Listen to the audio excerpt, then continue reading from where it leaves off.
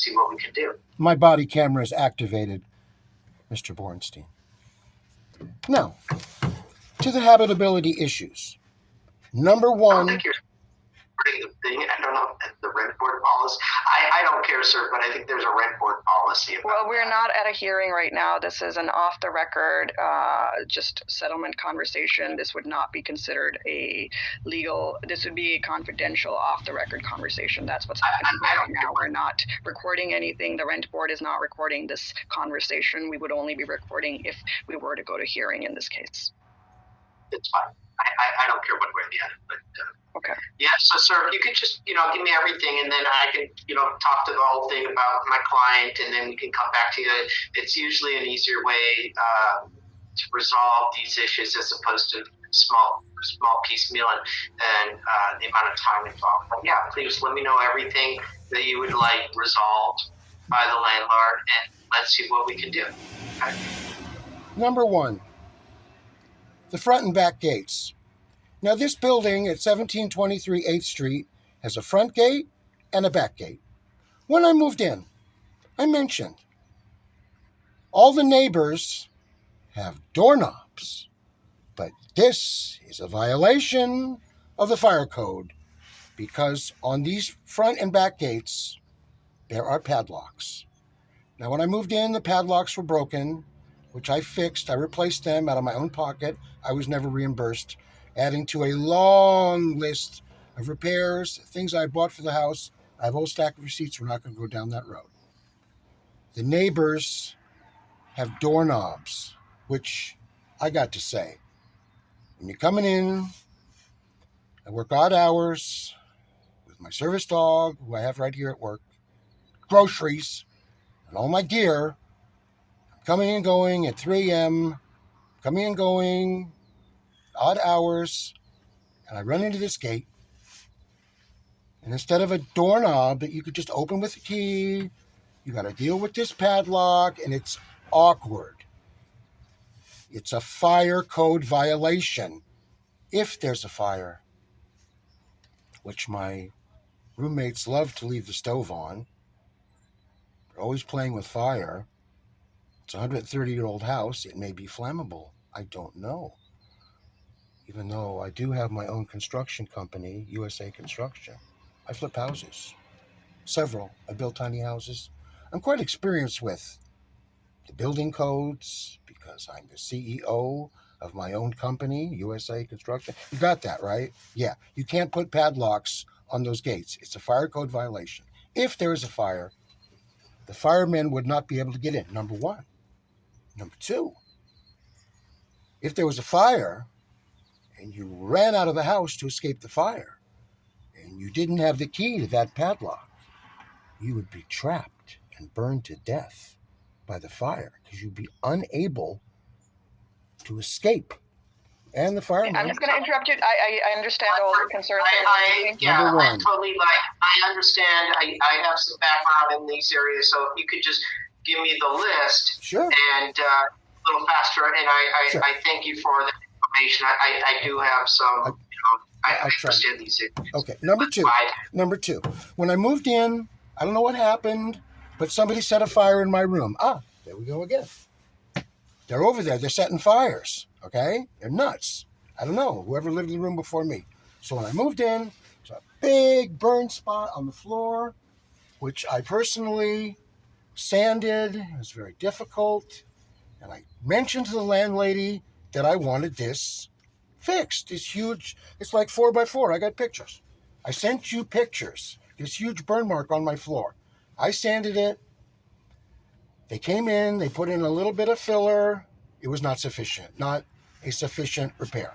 My window, which did not open or lock, they replaced it with another window. It doesn't fit.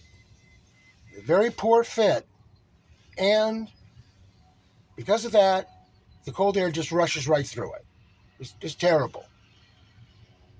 Also, the window in the living room, it's very difficult to open and shut. And the kitchen window is also broken. These windows really should be properly replaced, not by the handyman that she sends over there, who is not trained. As again, as the CEO of USA Construction, I can tell you he's not trained in window replacement. She has to call somebody who knows what they're doing, not Hector, somebody who actually knows how to change windows to come over there and fix some of these windows that don't open or they don't fit. So, windows. Let's see, we got the floor, black mold. Now, my lovely roommates, they don't clean. And as that condition occurred for 20 years, a lot of black mold. When I moved in, especially in the bathroom, which it's a old-fashioned tub, which I just love, by the way. You know, the clawfoot tub, you know what I mean? Mr. Borenstein, sir? Attorney at law, you know what I mean? Big clawfoot tub, right? The whole bathroom floor underneath the tub covered with black mold. Covered. Thick black mold. Affects all our health. I got air purifiers everywhere. I'm constantly dealing with it with the bleach, constantly cleaning the food, everything, the dishes, everything, mold everywhere. Terrible black mold problem. It has to be properly dealt with by a mold remediation company that knows what they're doing. And they come in there with this lead paint, and they leave lead paint when they paint. They leave lead paint powder everywhere, which again, when you are dealing with lead paint, you have to have people that know what they're doing, not Hector, who came in and when he worked, he made lead paint particles go everywhere, which is, again, it's not the way you're supposed to deal with lead paint. The kitchen stove does not have a hood. So, no hood. The kitchen stove. Let's see, we got the floors. The yard is a complete disaster. The yard, you got to do something with the yard. It's an eyesore. It's blight. The whole building is blighted. The floor throughout the house needs a lot of work. And also in Jill's room, she really thrashed it. I mean, it's just terrible in there. Kitty litter all over the floor. She's not allowed to have cats. The lease states that one dog is allowed. I have a service dog. So my dog is allowed. The 4 cats are not allowed. These are feral cats that they're just bringing in from outside. They piss and shit everywhere. They're destroying the house. So you might want to do something about the floor. Let's call Jill's room number 2. So my room is number 1. Her room is number 2. So in room number 2, you have a lot of shit and piss and cat litter damage to the floor. That should be repaired. I don't know if the windows open or don't open in room number 2, which is the room Jill is in, or room number 3 that Michael Heine is in, because I'm never allowed to go in their rooms. But I do know that Jerry came out and she took the lock off of Jill's door, which she also tried to take the lock off my door. I have no idea why. I need that protection, Okay. especially because people are trying to break my door down all the time. So Jill's door needs a lock. And also, I believe that the roof leaks. I'm not exactly sure. The outside of the building maybe needs a little paint. I think there's been a lot of leaks from the roof, which caused some damage and black mold in the living room. As I mentioned to Jerry, I showed it to her. I asked her what she wanted to do about the black mold. I showed it to her right to her face. She said, clean it with bleach, which, as you know, it has to be dealt with. Other than that, and off the top of my head, I think that is pretty much everything. Okay. So just to recap. One more thing. They added this little, like, laundry room onto the back of the house. Completely not up to code. Totally, 100%, that is not up to code. It's the whole house. When my dog weighs 15 pounds. When my dog walks across the floor, the whole house shakes. I think it's off the foundation. I'm not sure what's going on there. But just remember, it's survived several major earthquakes, including 1906, 1989. So, I don't know. Mr. Hodgeberg, I'm just for purposes of moving the conversation forward. You asked. I told you that I thought it'd be better to just negotiate the rent increase, but you insisted you wanted all of the habitability issues. Hold on.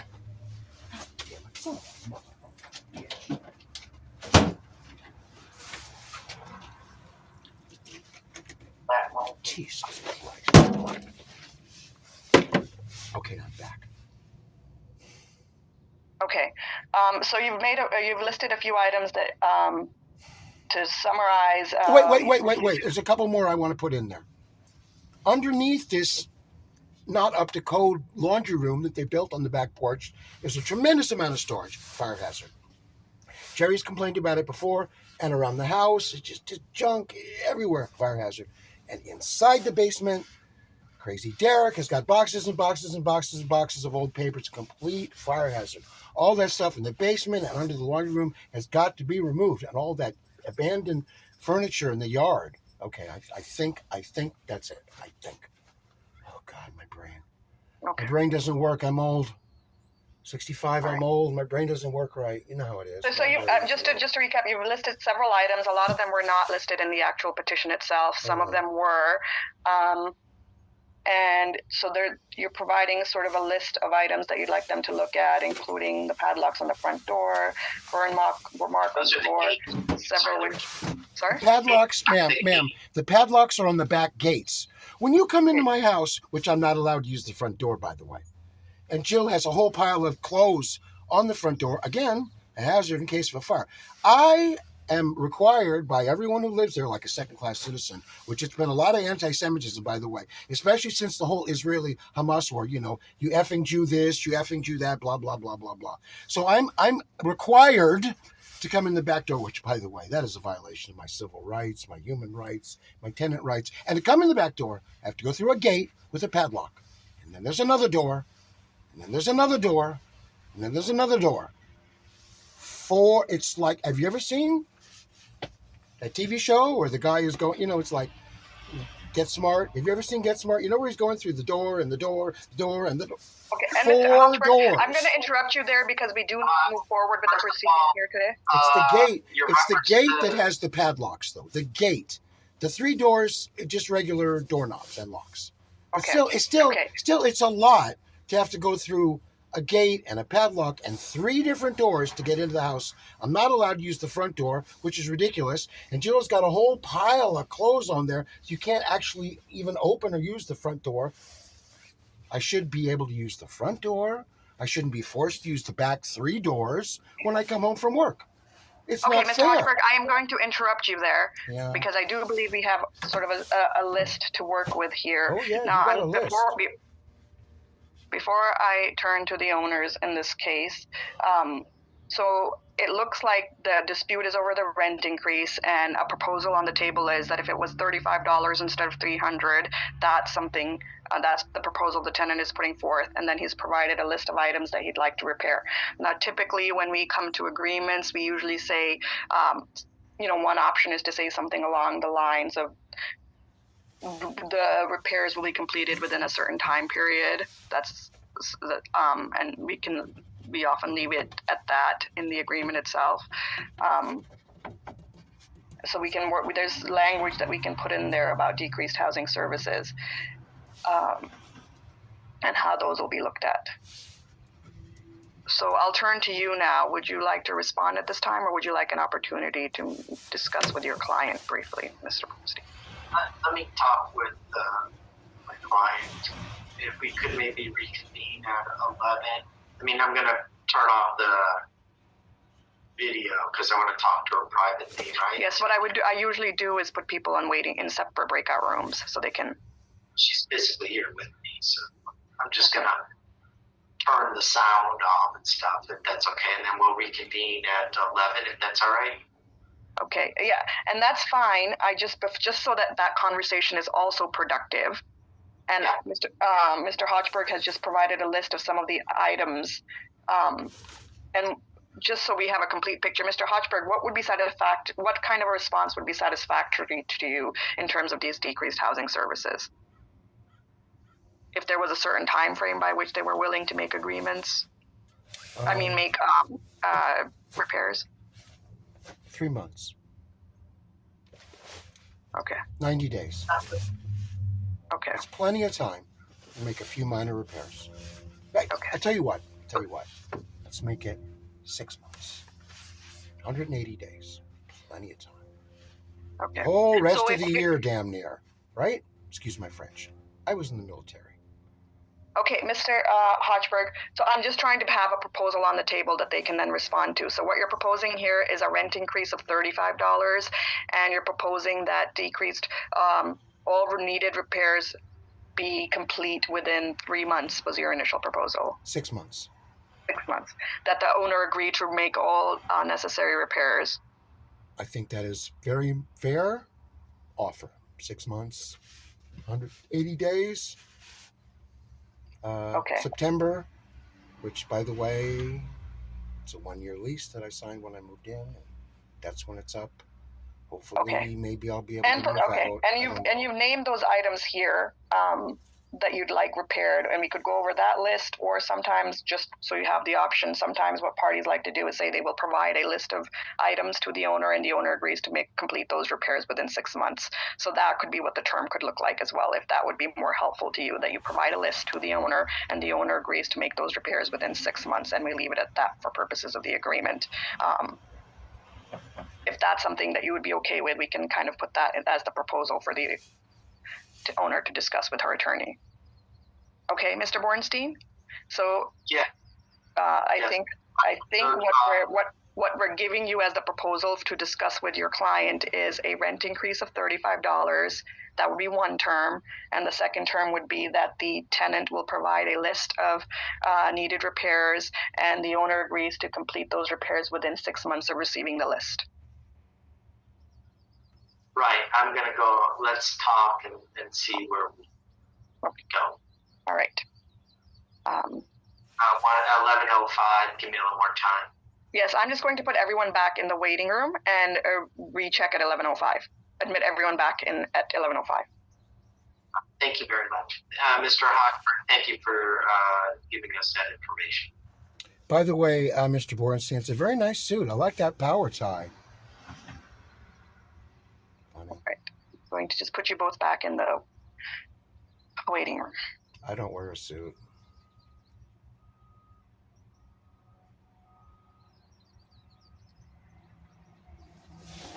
Cocksucker motherfuckers! Goddamn lousy sons of bitches!